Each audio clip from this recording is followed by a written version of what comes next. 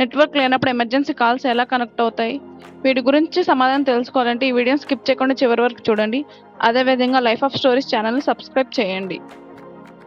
Network లేనప్పుడు emergency calls ఎలా connect అవుతాయి? మన ఫోన్లో సిగ్నల్ సరిగా లేనప్పుడు లేదా ఫోన్లో సిమ్ లేనప్పుడు ఫోన్ కాల్స్ కనెక్ట్ అవ్వవు. కానీ ఎమర్జెన్సీ కాల్స్ ఓన్లీనే వస్తుంది.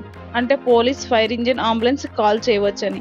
సిగ్నల్స్ లేనప్పుడు నార్మల్ కాల్స్ కనెక్ట్ అవ్వవు కదా, మరి ఎమర్జెన్సీ కాల్స్ ఎలా కనెక్ట్ అవుతాయి అని సందేహం చాలా మందికి రావచ్చు. దీనికి సమాధానం తెలుసుకోవాలంటే ఈ వీడియోని స్కిప్ చేయకుండా చివరి వరకు చూడండి. అసలు మనం అనుకున్నట్లు మన ఫోన్ నుంచి కాల్ చేయడానికి సిగ్నల్స్ పంపేది సిమ్ కాదు, మన ఫోన్లో ఉండే యాంటీనా.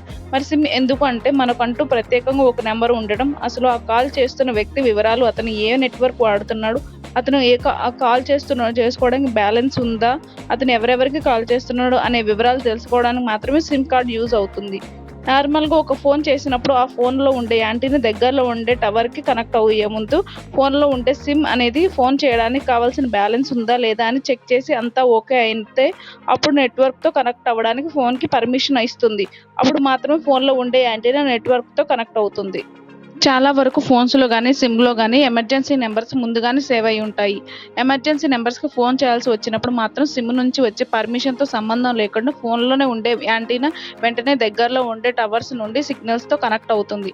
అవి జియో కానీ, ఎయిర్టెల్ కానీ, ఐడియా, అది ఏదైనా సరే నెట్వర్క్తో సంబంధం లేకుండా దానికి సిగ్నల్స్ పంపుతుంది.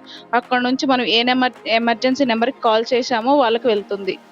ఫర్ ఎగ్జాంపుల్, మీరు ఎయిర్టెల్ సిమ్ వాడుతున్నారు అనుకుందాం, కానీ మీరు ఉన్న ప్లేస్లో ఎయిర్టెల్ సిగ్నల్ లేదు, కానీ జియో సిగ్నల్ ఉంది.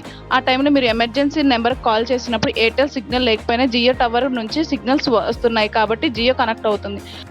అయితే ఇక్కడ ఒక మెయిన్ పాయింట్ ఏంటంటే, మనం ఎమర్జెన్సీ కాల్స్ చేసినప్పుడు ఏదో ఒక నెట్వర్క్ సంబంధించి సిగ్నల్స్ ఉండాలి, కానీ ఆ ప్లేస్లో ఆ నెట్వర్క్ సిగ్నల్స్ లేకపోతే ఆ ఎమర్జెన్సీ కాల్స్ చేయడం కష్టం.